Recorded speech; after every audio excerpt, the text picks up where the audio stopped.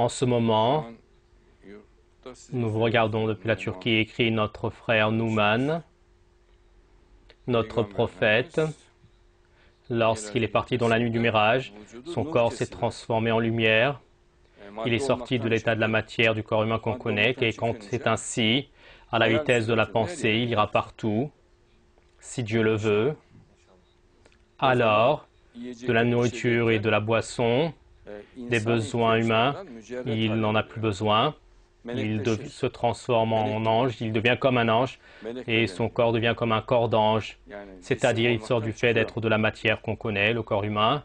Ô mon Seigneur, dit-il dans le verset, fais-moi entrer avec une belle entrée et fais-moi sortir avec une belle sortie et envoie-moi de ta part un sultan par un canal, un moyen, que j'entre par ce moyen et fais-moi sortir avec une belle sortie, car également sortir de l'état du fait d'être de la lumière, c'est une chose à part, et il pourrait rester là-bas en état de lumière et ne pas se retransformer en corps qu'on connaît, la matière, alors qu'il est testé, il doit se transformer en matière, et dans le fait qu'il se transforme en lumière, si Dieu l'aide, il peut le faire de ta part un sultan. Par exemple, parfois c'est Gabriel, l'ange Gabriel, parfois Al-Khidr, le ver, lorsqu'il l'aide.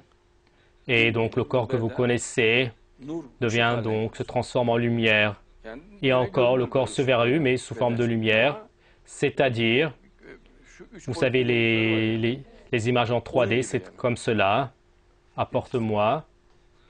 Et le corps donc se transforme en lumière. Alors, il peut passer à travers les murs.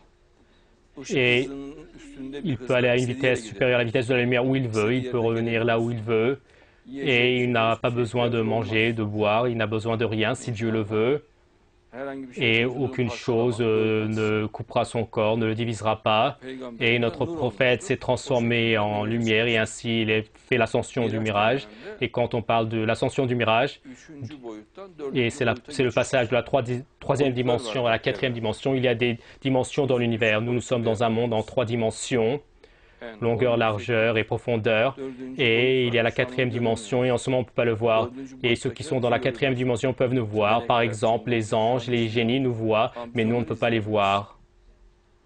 Il faut que nous nous transformions en lumière pour pouvoir les voir. Et notre prophète s'est transformé en lumière, il les a vus, et ensuite il s'est retransformé en corps humain qu'on connaît, en matière. Il est rentré dans son lit, et sa femme, Aïcha, a dit « Je suis parti dans son lit, il n'y était pas ». Et ensuite, elle a dit que son lit était chaud, si Dieu le veut, mais cela n'enlèvera pas donc la volonté libre. Et donc ceci sera montré au prophète comme quelque chose entre l'éveil et le rêve. Cela n'enlèvera pas donc son choix de la volonté libre.